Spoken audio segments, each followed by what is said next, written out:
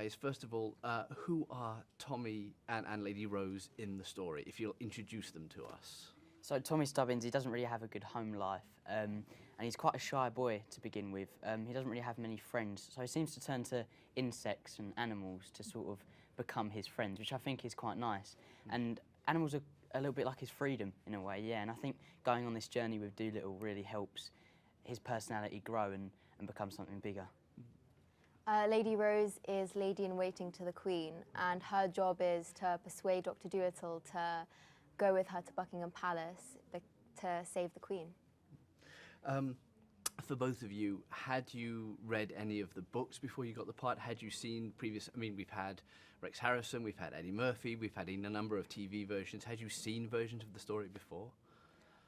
I actually haven't. I mean, I was going to read the books because I know Tommy Stubbins is in some of the books, so I was going to try and get an idea of what he's like, but I thought just go in there empty-handed and do my own interpretation of the character, and it worked, so I'm really proud of that, yeah. I read the Hugh Lofting books. I read one of the books just to be able to see, you know, what I'm going into, and I watched the Eddie Murphy film after we finished filming because they're obviously very different. Obviously, it's a film. There's one or two effects in the film, one or two CGI creatures. Yeah, exactly. Just a bit. One or two things. How was it sort of dealing with that situation? How much experience have you both had with that sort of thing? I mean, I'd had no experience with CGI really whatsoever. Animation a little bit, but like not anything like acting to nothing. I'd had no experience really. So it was quite challenging, but it's cool to do something new, so. I'm exactly the same. I didn't have any experience before this, so it was really cool. By far, probably the biggest special effect is Robert himself. You're sharing the screen with Robert Downey Jr. What is that experience like for, you know, younger actors who are sort of starting their careers, going up in their careers? How is it just sharing the screen with him?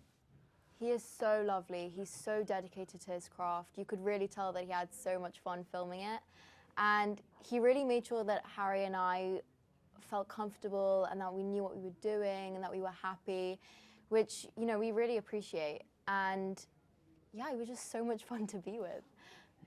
It's amazing to like be in a movie with an icon, and it's amazing to see that. And like Carmel said, he's lovely. He's like a friend to both of us, which is really nice. Going back to the annals for a second, I know there were physical representations on set. There were people puppeteering. There were people physically performing things like Yoshi the polar bear. What was that experience like? Was it surreal for you? Yeah, I think it was quite surreal because I sort of went in there. I didn't really know what to expect, and going in there, I thought it was going to be easy, like acting to nothing, because that's sort of what my job is. But it wasn't, because I got to think of the height of the animal, the way it moves, and everything. So it's quite challenging. But yeah, I think it's nice to see the end product and how nothing is becoming something. Yeah, exactly the same with me. There was one scene where I had to talk to like a stick spider, and it was literally just like a green dot, which is so funny, but it was such a great experience. And again, like Harry said, it was so beautiful to see at the beginning how it was just a rough animation to now how much it's developed, so. How was it working with Stephen as a director? I know this was a little bit his first time working with sort of more of a family film. He'd done a lot of dramas, a lot of thrillers before. What was he like as a director for you guys? It was so much fun working with him. He's a perfectionist like me, so yeah. Definitely, I mean, after every single scene, I mean, I'd always run up to my mum and be like, was that okay? Should I have done that better?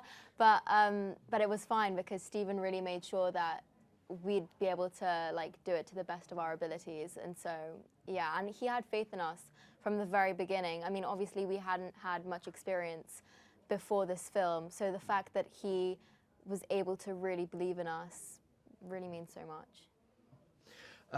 What are you hoping people take away from the movie? I mean, it's a movie that has messages. It doesn't try and sort of really drive them into the ground, but it has messages, it has themes.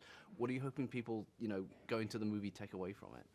I think just have as much fun as you can. As soon as you walk into those doors, just enjoy it as much as you can. It's something that's magical and different in a way. Even though we've seen it before, it's so much different to the previous ones. I think just go and have as much fun with it as possibly as you can. Bring as much people as you want, and I think it's really cool. Yeah, I mean, this film is really for all ages. It's a family film, and you really feel like you're going on an adventure. And this film, I think, it's a lot about acceptance, you know, especially with Stubbins and Dolittle. It's learning to be able to accept yourself and appreciate yourself for who you are and appreciate others as well, which I think is such a beautiful message. And everyone should go see it, really. Yeah. If the two of you could talk to any animal, what animal would you want to chat with, and what would you want to say? Oh, that is a good question. I think probably a wolf, but I don't know what I'd say to it. That's the thing. Yeah, like Carmel was saying previously, like Probably what was it like to be a wolf? Yeah. Like, something like that. But yeah.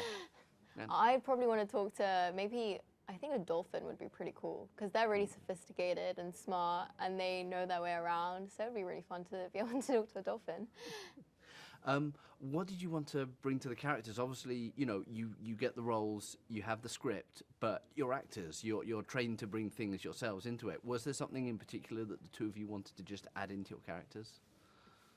I think that it was nice because Stephen actually let us put our own ideas into it as well. Like there was a part where a dragon passes some wind and then I say, don't worry, nobody heard that. And that was me, and it's nice to see that be incorporated into it. And I think with me and Lady Rose's relationship, sort of like we've got something a little bit romantic going on. So I think it's nice to have some fun with that, and we did have a lot of fun with that on set too. And I mean, Lady Rose, she was never in any of the books, so it was so fun to be able to bring my own input into it and to really play around with her, which was so much fun. When you get a script like this, how did you react when you're told, oh, by the way, you've made the film, it's down to a couple of people, but you've won the role? How did you react? Oh my I had no words. I was in the car at the time, and it was on the Bluetooth thing, and I was just like, I can't believe it. I really didn't think I was going to get it, and it's so awesome to be a part of it as well. And I still have no words now. It is honestly amazing. Yeah, I was in school when my mum found out, and so my parents wanted to tell me in person. So I remember like my dad said something to my mum like he whispered to her like, we need to tell her, but I didn't know if that was a good thing, like if I'd got the role, if I didn't get the role. So I was like, okay, and so we all went in, and my parents were like really trying to like drag it on, be like, so, you know, you worked so hard on this film, and yeah, and you got the role, and I was in just complete shock. I couldn't believe it. I was so happy. We all just started crying. Yeah, it was so much fun.